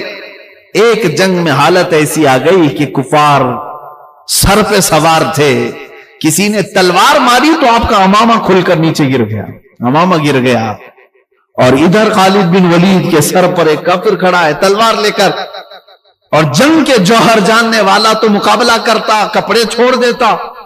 ارے میاں کبھی ہاتھ کٹ رہا ہے، کبھی جبہ پھٹ رہا ہے، یہ تھوڑی نہ دیکھا جاتا ہے جنگ کے میدان میں۔ خالد بن ولید نے مشرکین کو اٹھائے ہوئے تلواروں کی طرف نہیں دیکھا، وہ امامہ اٹھانے کے لیے بھاگے، دوڑے اور جا کر کے اٹھایا۔ ارے یہاں اس وقت تک تو گردن پہ تلواریں چل جاتی، ٹکڑے کر دیتے، کئی لوگ سوار تھے سر پر، پھر بھی آپ وہ امامہ اٹھانے کے لیے گئے، اٹھا کر کے لے آئے، اور جس کے ہاتھ میں تلوار تھی وہ رک گیا اور کہا خالد بن ولید ہے تو؟ میں نے تیرے بہادری کے بڑے قصے سنے، لیکن آج ایسا کام تجھ کو کرتے ہوئے دیکھا جو ایک عام سپاہی بھی نہیں کرتا۔ ارے سر سے اگر ٹوپی یا امامہ گرا تو سامنے دشمن بھی تو کھڑا تھا۔ خالد بن ولید نے جواب کیا دیا؟ اے ظالموں، تمہیں پتہ نہیں یہ عام ٹوپی نہیں ہے، یہ عام امامہ نہیں ہے، اس امامے میں نے اپنے رسول پاک کے 3 موئے مبارک رکھے ہیں۔ میرا یقین یہ ہے کہ جس جنگ میں بھی فتح ہوتی ہے وہ خالد بن ولید کی وجہ سے نہیں، رسول اللہ کے موئے مبارک کی وجہ سے۔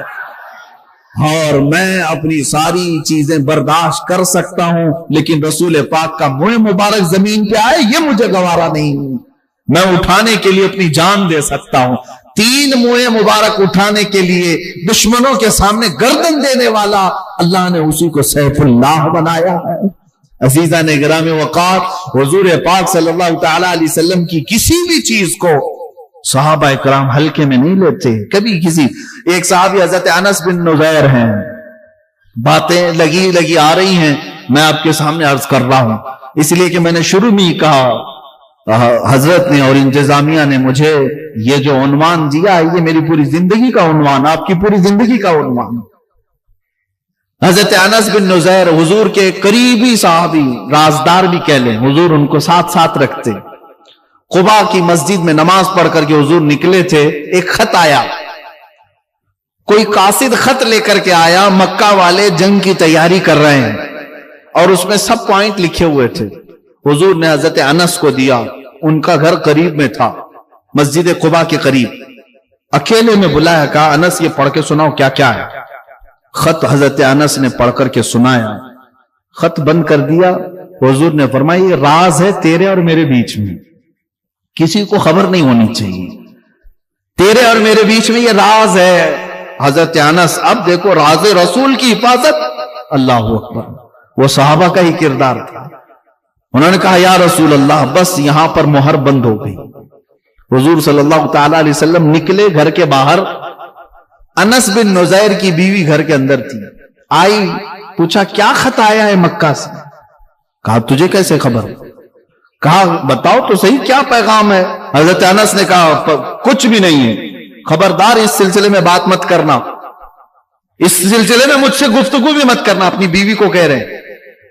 بیوی نے کہا انس جو مضمون تم نے رسول اللہ کو سنایا میں نے پورا سن لیا، میں نے پورا سن لیا۔ حضرت انس اب اتنے جلال میں آئے کہ سیدھے اپنی بیوی کی گردن پکڑ لی، گردن پکڑ لی، کہا اب تیرا فیصلہ میں رسول پاک کے پاس کروں، کیونکہ میں یہ نہیں چاہتا کہ میں رسول اللہ کے راز کی افشا کرنے والے یا حفاظت نہ کرنے والوں میں اٹھایا جاؤ، اس سے پہلے اگر میرے مصطفیٰ نے فرمایا تو تیری گردن دبا دوں گا۔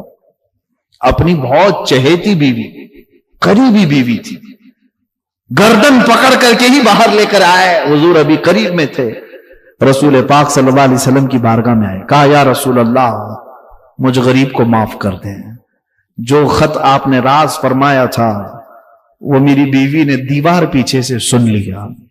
رسول پاک صلی اللہ علیہ وسلم نے ایک نظر اس کی طرف دیکھی، حضرت انس اس کی گردن چھوڑنے کو تیار نہیں، کسی حالت میں گردن چھوڑنے کو تیار نہیں، بیوی ہو تو ہو لیکن میرے نزدیک رسول اللہ کا راز اہم ہے۔ حضور پاک صلی اللہ علیہ وسلم نے فرمایا، اس خاتون کو دیکھ کر کے کہا کہ انس اس کی گردن چھوڑ دو، جس طرح تم میرے صحابی ہو وہ بھی میری صحابیہ ہے۔ حضرت انس بن نذیر کو جب حضور نے فرمایا تب آپ نے گردن چھوڑ دی۔ میرے عزیزوں وہ عام عورت نہیں تھی، وہ بھی رسول اللہ کی عزت پر اپنی پوری زندگی نچھاور کرنے والی وہ صحابیہ تھی کہ جانتے ہیں اپنے عزیز از جان شوہر حضرت انس کو انہوں نے ہی امامہ پہنا کر ساری چیزیں پہنا کر کے جنگ میں بھیجا، اور حضرت انس جب شہید ہوئے تو یہ خاتون ہی وہ ہیں جو حضور کی وہ رازدار کہ جب میدان احد میں حضرت انس کو ڈھونڈا گیا کہیں نہیں ملے، کیونکہ ان کے ساتھ کافروں نے مسلح کر دیا تھا۔ مسلح کا مطلب ان کے چہرے کو پھوڑ دیا تھا، ان کے جسم کو پتھروں سے پھوڑ کر کے مسل دیا تھا، پہچان کے لیے کوئی چیز باقی نہیں تھی۔ یہاں تک کہ ان کی خاتون اور ان کی بہن آئی، حضرت انس کی صرف انگلی دیکھ کر کے پہچانا، ایک انگلی باقی تھی، انگلی کے پور دیکھ کر کے کہا کہ یہ میرے سرتاج، یہ میرے شوہر نامدار، اور ان کی بہن نے کہا یہ میرا بھائی ہے۔ اس بات پر حضرت انس کو پہچانا گیا۔ میرے عزیزوں اب مجھے بتاؤ، جن کے چہرے پھوڑ دیے گئے، جن کے جسموں کو تار تار کر دیا گیا، پھر بھی وہ کیا کہتے تھے؟ ایک اور صحابی کی بات عرض کروں، حضرت سعد ابن ربی رضی اللہ تعالیٰ عنہ، حضور ان سے بھی بڑی محبت کرتے۔ میدان جنگ میں شام کا وقت، حضور نے پوچھا صحابہ سے، دیکھو سعد کہاں ہیں، زندہ ہیں یا انتقال کر گئے؟ صحابہ ڈھونڈتے ڈھونڈتے ہوئے آئے، سعد سعد پکارا، ان کی ہلکی ہلکی آوازیں آ رہی تھی۔ جس طرف آواز آئی صحابہ آئے تو دیکھا ان کے جسم پر 12 نیزے لگے ہوئے تھے، پیٹ پھٹ گیا تھا، آنتیں باہر آئی تھی، لیکن روح ابھی باقی تھی، زبان ابھی چل رہی تھی۔ صحابہ آئے، کہا سعد رسول اللہ نے بھیجا ہے۔ وہ وہیں پر کہنے لگے، اے میرے دوستو، اللہ کے نبی کو میرا سلام کہہ دو، میں حضور تک پہنچ نہیں پاؤں گا، چل کر آ نہیں سکتا، زخم ہے، نیزے ایسے چبھے ہوئے ہیں کہ نکالنے والا بھی کوئی نہیں، پیٹ پھٹا ہوا ہے۔ لیکن جانتے ہو جو جملہ انہوں نے کہا، سعد ابن ربی، تحفظ ناموس رسالت کا سب سے بڑا جملہ یہ سعد ابن ربی نے کہا ہے، میں اپنی جانب سے کہتا ہوں۔ وہ کہتے ہیں، آنے والوں جاؤ رسول اللہ کی بارگاہ میں کہنا سعد کو معاف کر دیں یا رسول اللہ، سعد کو معاف کر دیں یا رسول اللہ، آپ کی حفاظت کا حق ادا نہیں کر سکا۔ اے مسلمانوں بتاؤ، ہم گرم بستروں پر سو کر کے، گرم روٹیاں کھا کر کے، پھر بھی کہتے ہیں ہم محبت رسول ہیں، عشق رسالت ہے ہمارے پاس۔ جن کے پیٹ پھٹ گئے، نیزے ان کے اوپر چوبے ہوئے، تب بھی وہ کہتے ہیں کہ ہم حق ادا نہیں کر سکے، حق ادا نہیں کر سکتے۔ اسی قوم کی حال یہ ہے کہ دنیا ہر گھڑی ہمارے اعمال کو نشانہ بنا کر کے ہمیں ڈیگریڈ کرتی جا رہی ہے۔ سمجھ جاؤ میرے عزیزو، کب تک اس زندگی کا اس طرح سے چلے گا؟ کیونکہ میرے آقا صلی اللہ تعالی علیہ وسلم کو آج آپ کے سامنے میں یہ بات رکھتا ہوں، حضور اکرم صلی اللہ تعالی علیہ وسلم کو آپ کیا سمجھتے ہیں؟ اپنی قبر انور میں وہ زندہ ہیں؟ ہم تو سنی ہیں۔ حضور اکرم صلی اللہ تعالی علیہ وسلم اپنی قبر پاک میں زندہ ہیں، لیکن یہ بات بھی سمجھ کے چلو، حضور نے فرمایا ہر جمعرات کو میری پوری امت کے اعمال میرے پاس پیش کیے جاتے ہیں، تم میں سے، ہم میں سے، سب کے اعمال ہر جمعرات کو حضور کے پاس فرشتے سناتے ہیں، فلاں بن فلاں نے ہفتہ بھر یہ کام کیا ہے۔ حضور فرماتے ہیں اگر برے اعمال پیش ہوتے ہیں تو مجھے غم ہوتا ہے، میں استغفار کرتا ہوں اللہ کی بارگاہ میں، اور اچھے اعمال آتے ہیں تو شکر بجا لاتا ہوں، اس کے لیے دعا کرتا ہوں۔ عزیزان گرامی وقار، کبھی پلٹ کر کے زندگی میں دیکھنا کتنے جمعرات ایسی چلی گئی ہوں گی جس میں ہمارے کون سے اعمال فرشتے لے جا کر کے سنا رہے ہوں گے۔ حضور اکرم صلی اللہ تعالی علیہ وسلم کی بارگاہ میں جب ہمارے اعمال یہ کہہ کر سنائے جائیں، آقا آپ کا فلاں امتی بے خبر ہے، نہ نماز پڑھتا ہے، نہ ہی آپ پر درود پڑھتا ہے، نہ ہی وہ کبھی نیکیوں کی طرف آتا ہے، وہ تو گانوں کی دھن پر جی رہا ہے، صبح اٹھتا ہے، شام ہوتی ہے تو اس کو تو فلموں کے نغمے یاد ہیں، آپ کا کوئی قول یاد نہیں۔ بتاؤ میرے آقا صلی اللہ تعالی علیہ وسلم کو فرشتے جب ہمارے متعلق یہ خبر دے رہے ہو، کیا حضور پاک صلی اللہ تعالی علیہ وسلم کو اس بات کا قلق نہیں ہوتا یہ وہ امت ہے جس کے لیے میں رات رات بھر کھڑے ہو کر دعا کرتا تھا، آج یہ ہم کو فراموش کی ہوئی ہے۔ زندگی گزارنے کا مقصد سمجھ جاؤ میرے عزیزو۔ اسی لیے میں آپ کو کہتا ہوں کہ زندگی یہ نہیں ہے، حضور تاج الشریعہ رحمت اللہ علیہ نے فرمایا زندگی یہ نہیں ہے کسی کی کسی کے لیے، زندگی ہے نبی کی نبی کے لیے۔ نہ سمجھ مرتے ہیں زندگی کے لیے، جینا مرنا ہے سب کچھ نبی کے لیے۔ جو لوگ یہ سمجھ جائیں اس نقطے کو، انہوں نے زندگی کی مرادوں کو پا لیا ہے، وہ حصولیاب ہو چکے ہیں۔ لیکن جو اب تک بھٹکے ہوئے ہیں ان کو میں دعوت فکر دوں گا، ایک بار سوچ لو، ایک بار سوچ لو، ویسے ہی دنیا ختم ہونے والی ہے اور تمہاری موت آنے والی ہے۔ ایک بار سوچ لو، ایک بار سوچ لو کہ ہمارے ساتھ آخرت میں ہونا کیا ہے، قبر میں ہمارے ساتھ بیٹھنے والا کون ہے، ہمارے ساتھ تنہائی کا نگہبان کون ہے، اور محشر کے اس بھرے میدان میں ہمارا ہاتھ پکڑنے والا کون ہے۔ جب بار بار یہ سوچو گے تو اس فکر کو پہنچو گے کہ وہ صرف اور صرف ایک ہی ذات ہے، کون دیتا ہے دینے کو منہ چاہیے، دینے والا ہے سچا۔ حضور پاک صلی اللہ تعالی علیہ وسلم کی طرف لو لگا دو۔ اس کو جن لوگوں نے اپنی زندگی میں پہچان لیا وہ امام اہل سنت بن گئے، مجدد وقت بن گئے۔ اعلیٰ حضرت امام اہل سنت فاضل بریلوی رحمۃ اللہ تعالی علیہ کے متعلق ایک بات میں آپ سے کہوں، وہ بڑے عالم تھے، بڑے فقیہ تھے، بڑے محدث تھے، اور بہت سارے علوم پر انہیں مہارت تامہ حاصل تھی، سب اپنی جگہ پر، لیکن یہ سارے علوم نے مل کر اعلیٰ حضرت کو اعلیٰ حضرت نہیں بنایا۔ ان کو اعلیٰ حضرت بنانے والی چیز حقیقت میں عشق رسول ہے۔ حضور پاک صلی اللہ تعالی علیہ وسلم سے بے انتہا لگاؤ، یہ مقام پیدا کر دیتا ہے، یہ مقام۔ ورنہ عالم تو بہت سارے، کتابیں لکھنے والے بھی بہت سارے، لیکن جس نے عشق کی بولی بولی دنیا اس کو پہچاننے لگ جاتی ہے، دنیا اسے پہچاننے لگ جاتی ہے۔ زندگی کا مقصد وہ سمجھ گئے کہ ان کی غلامی کرنے میں ہی یہاں پر عروج و ترقی ہے۔ اسی کو خانوادہ اعلیٰ حضرت سے ان کے پوتوں تک بھی یہ فکر پہنچی۔ تاج الشریعہ نے فرمایا بلحوثن سیم و زر کی بندگی اچھی نہیں، ان کے در کی بھیک اچھی، سروری اچھی نہیں۔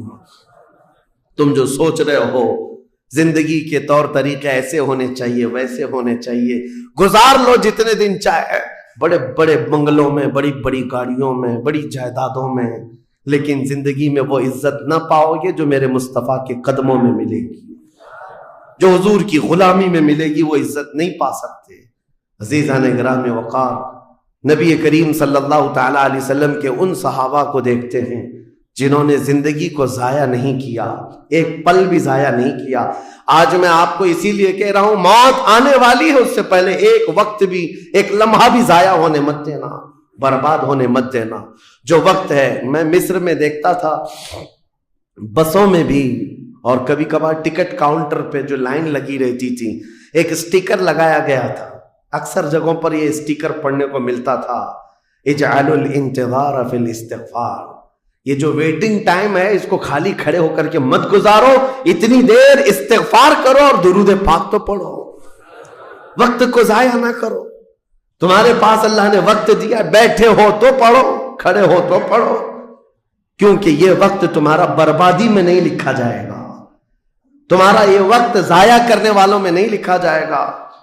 عزیزان گرامی وقار، آپ کو میں ایک بات بتا دوں، جن لوگوں نے اپنی زندگیوں میں بڑے بڑے محلات بنائے، آج ان کے لیے بھی تاریخ ہے، مگر کس انداز سے، کس انداز سے۔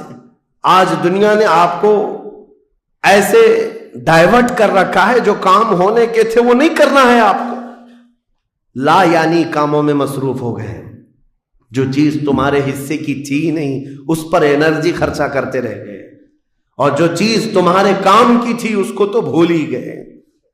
آپ کو میں ایک بات بتا دوں، ہو سکتا ہے شاہ جہاں نے تاج محل بنایا، اور پھر بادشاہ قطب الدین کے زمانے کے نشانیاں موجود ہیں، لال قلعے بن گئے، قطب مینار بن گیا، بڑی بڑی عمارتیں ہیں، لوگ اوپر سے نیچے دیکھنے کے لیے آتے ہیں، لیکن میں یہ کہتا ہوں یہ کوئی کمال کی چیزیں تھی نہیں۔ کمال کی چیزیں تھی نہیں. لاکھوں لوگوں کی محنتیں بھی لگی, پیسہ بھی لگا, اور بڑی عمارتیں کھڑی کر کے چلے گئے. ہزاروں کی تعداد میں تاج محل میں لوگ جاتے ہوں گے. تاریخ تو لوگوں کو تھوڑی بہت تو پتہ ہوگی کہ اپنی بیگم کی محبت میں بنایا ہوا ایک محل ہے, اور بیگم کی قبر بھی وہاں ہے, لیکن جانے والے کبھی کسی کو سنا ہی نہیں کہ ایک فاتحہ بھی کوئی پڑھتا ہو. کوئی پڑھتا ہوا نظر آتا ہے؟ وہ تو پکنک پوائنٹ ہے, ٹورسٹ ایریا ہے, جائے دیکھے آئے. لیکن میرے عزیزو, یہ بڑے بڑے محلات اپنی ناموری کے لیے بنا کر تو چلے گئے, لیکن آؤ بریلی شریف کی سرزمین پر ایک مدرسہ جو اعلیٰ حضرت نے بنایا, مبارک پور کی سرزمین پر جامعہ اشرفیہ جو حضور حافظ ملت نے بنایا, یہ عمارتیں آج بھی دعوت دے رہی ہیں.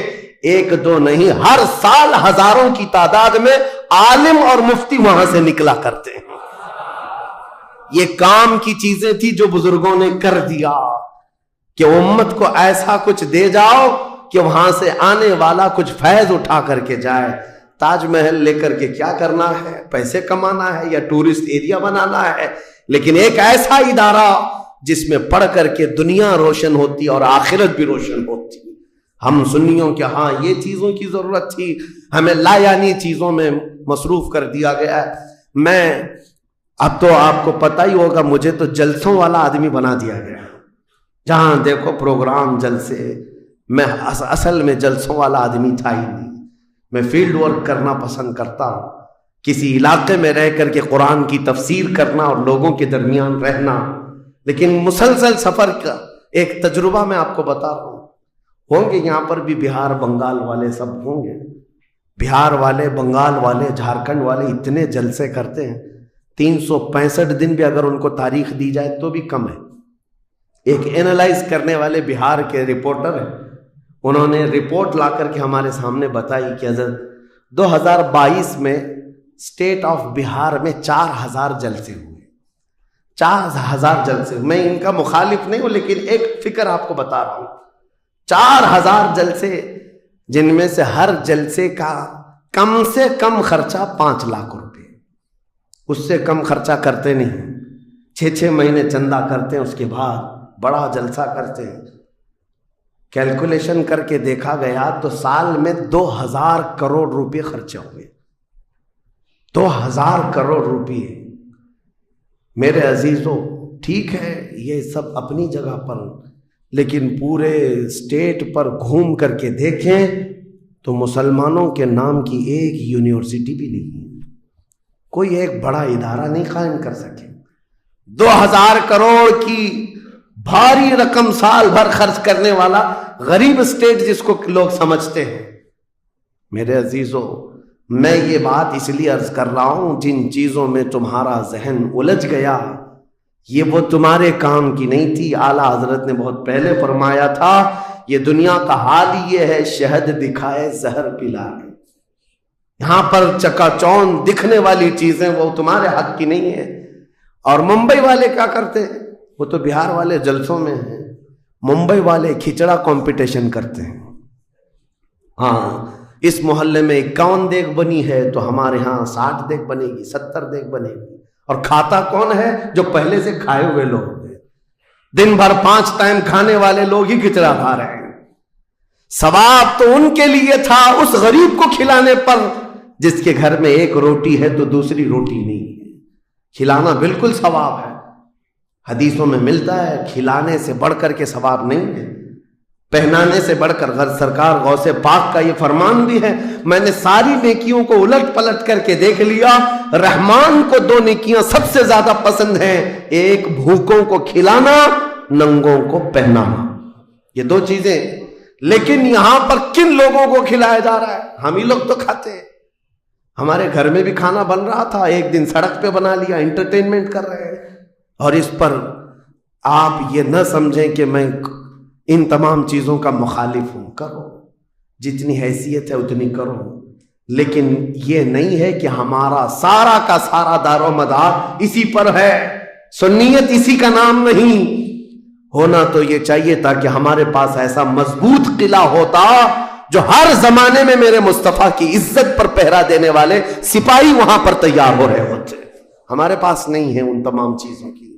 اس لیے مجھے درد ہوتا ہے اس بات کا کہ ہم نے جن چیزوں کے لیے اللہ تعالیٰ سے امانت لی تھی, ہمیں اللہ تعالیٰ نے نوازا تھا, وہ ہماری رقم بھی غلط جگہ جاتی, ہماری زندگی کا وقت بھی غلط جگہ جا رہا ہے.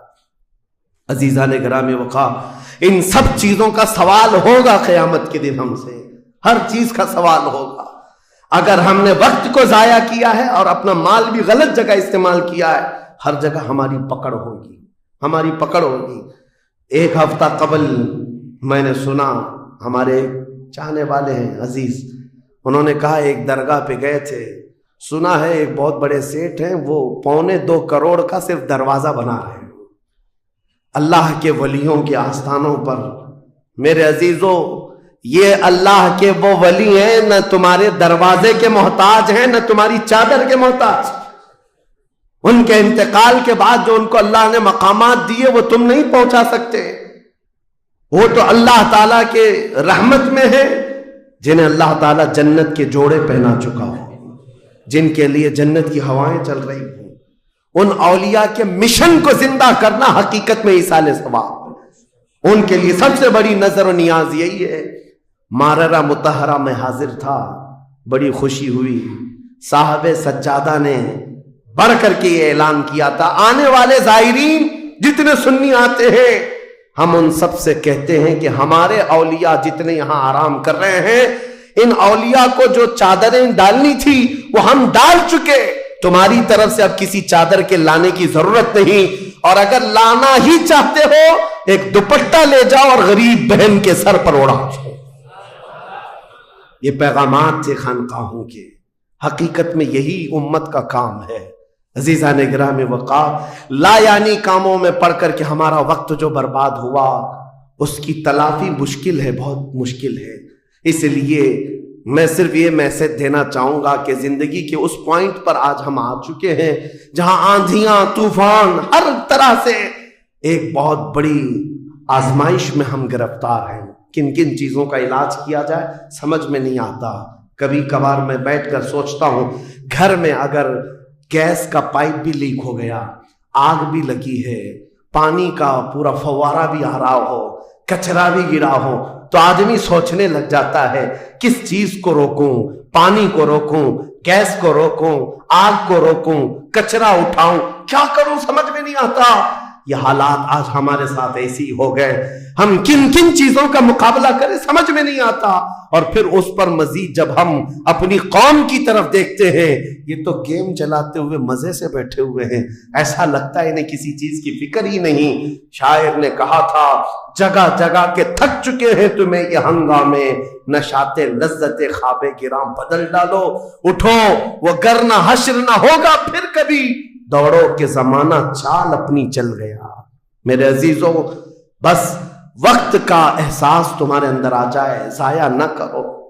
میرے آقا صلی اللہ تعالیٰ علیہ وسلم کی ایک بات میں تمہیں بتا دیتا ہوں. آپ یہ سوچتے ہیں بہت سارے نوجوان خالی فالتو اسی لیے بیٹھے ہوئے, میرے سٹیٹس کے مطابق کام نہیں ملتا, میرے سٹینڈرڈ کے مطابق مجھے کام نہیں ملتا, برباد کیے جا رہے ہیں اپنی زندگی اور لوگوں پر بوجھ بنے ہوئے ہیں. میں ان کے بارے میں بتاتا ہوں. سید الانبیاء رسول مختار صلی اللہ تعالی علیہ وسلم, اگر وہ چاہیں تو روزانہ ان کے گھر جنت کا دسترخوان اترے, اگر وہ چاہیں تو سونے اور چاندی کے محلات میں زندگی گزاریں. لیکن جانتے ہو نبی کریم صلی اللہ علیہ وسلم ایک دن سیدہ فاطمہ الزہرا کے گھر آئے, دیکھا حسنین کریمین تاک میں دب کے ہوئے بیٹھے, پیٹ پیٹ سے لگا ہوا ہے, آنکھیں اندر ہیں. حضرت فاطمہ بھی بیٹھی ہوئی, آواز کسی کی نہیں. حضور رحمت عالم صلی اللہ علیہ وسلم نے پوچھا, فاطمہ کیا حال ہے, گھر میں خاموشی کیوں ہے؟ سیدہ کائنات نے کہا, ابا جان پچھلے 4 دن سے ہمارے گھر میں کوئی کھانا نہیں. حضور پاک صلی اللہ تعالی علیہ وسلم نے یہ نہیں فرمایا کہ ابھی بلاتا ہوں جبرائیل کو, ابھی دسترخوان لاؤ, ابھی میرے گھر کے کھانے کے انتظامات کرو. چاہتے تو حضور آرڈر دے دیتے, ساری نعمتیں آ جاتی. لیکن حضور نے کیا فرمایا سنو. فاطمہ الزہرا سلام اللہ علیہا سے کہتے, فاطمہ انتظار کرو, تمہارا بابا جائے گا. یعنی خود اپنے بارے میں کہتے, میں جاتا ہوں, دیکھتا ہوں کوئی مزدوری مل جائے، میں کام کر کے اپنے بچوں کو کھانا لے کر کے آؤں گا، کام کر کے کھانا لاؤں گا، مانگ کر کے نہیں۔ حضور رحمت عالم صلی اللہ تعالی علیہ وسلم جو سید الانبیاء ہیں، جن کے قدموں کا بوسہ جبرائیل امین لیتے ہوں، وہ چل کر کے مدینے کے باہر آئے، گرمی کی تپش الگ ہے، دھوپ ہے، باہر آئے، ایک باغیچہ تھا جس میں مالی کام کر رہا تھا، باغبان۔ حضور رحمت عالم صلی اللہ علیہ وسلم اس کے پاس جا کر پوچھتے ہیں، تیرے باغیچے میں کوئی کام کرنے کے لیے ہے؟ کام مل سکتا ہے؟ اس نے کہا ہاں کام مل سکتا ہے، آؤ میرے باغیچے میں کنواں ہے، ڈول ڈالو، پانی اٹھاؤ، ایک درخت کو پانی ڈال دینا، بدلے میں 2 کھجوریں دوں گا، اجرت صرف 2 کھجوریں۔ رسول رحمت صلی اللہ تعالی علیہ وسلم فرماتے ہیں مجھے منظور ہے۔ گئے اور جا کر اپنے ہاتھ سے رسی لے کر ڈول کنویں میں ڈالا، پانی کھینچتے تھے، جب ڈول بھر کر آتا اپنے کندھے پر اٹھاتے اور درخت پر لے جا کر پانی ڈال کر آتے، ایک درخت پر ایک مٹکا، ایک ڈول پانی ڈالا تو مالک نے 2 کھجوریں دی، باغیچے کے مالی نے 2 کھجوریں دی، دوسرا ڈول اٹھایا پھر کھجوریں ملی، تیسرا ڈول اٹھایا 6 کھجوریں لی، چوتھا ڈول حضور نے ڈالا تھا کہ رسی ٹوٹ گئی، ڈول کنویں میں گر گیا۔ باغیچے کا مالک یہ دیکھتا ہے، وہ پہچانتا نہیں تھا، غصے میں آتے ہی سیدھے حضور پر ہاتھ اٹھا دیا، کہا کہ تمہیں کام نہیں آتا، میری رسی توڑ دیا۔ رسول کریم صلی اللہ تعالی علیہ وسلم نے پلٹ کر کچھ نہیں کہا، وہ رحمت عالم صلی اللہ تعالی علیہ وسلم تھے، وہ 6 کھجوریں لے کر کے واپس مدینے آئے، کہا فاطمہ کہاں ہیں بچے، کہاں ہیں؟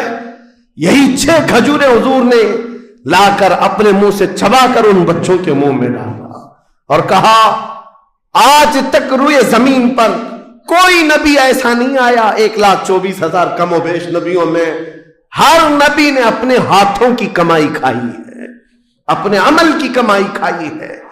رحمت عالم صلی اللہ تعالی علیہ وسلم نے جب وہ مالک کل ہے، بلکہ جنت کی چابیوں کے مالک، ساری زمینوں کے خزانوں کے مالک، کل جہاں ملک اور جو کی روٹی غذا، اس شکم کی قناعت پہ لاکھوں سلام، وہ لمبے لمبے ہاتھوں سے بھیک دینے والے آقا، سب کچھ ہونے کے باوجود اگر کسی ایک باغیچے میں ڈول اٹھا کر پانی بھرتے ہوں تو اسی لیے نہیں کہ ان کے ہاں کوئی مجبوری تھی، بلکہ امت کو یہ درس دینا تھا، اے امت کے غیور نوجوانوں، تم کبھی خالی نہ بیٹھنا، مجھے دیکھنا اور عمل کرتے رہنا، اور اللہ تعالیٰ تمہیں دروازے رزق کے ضرور کھولے۔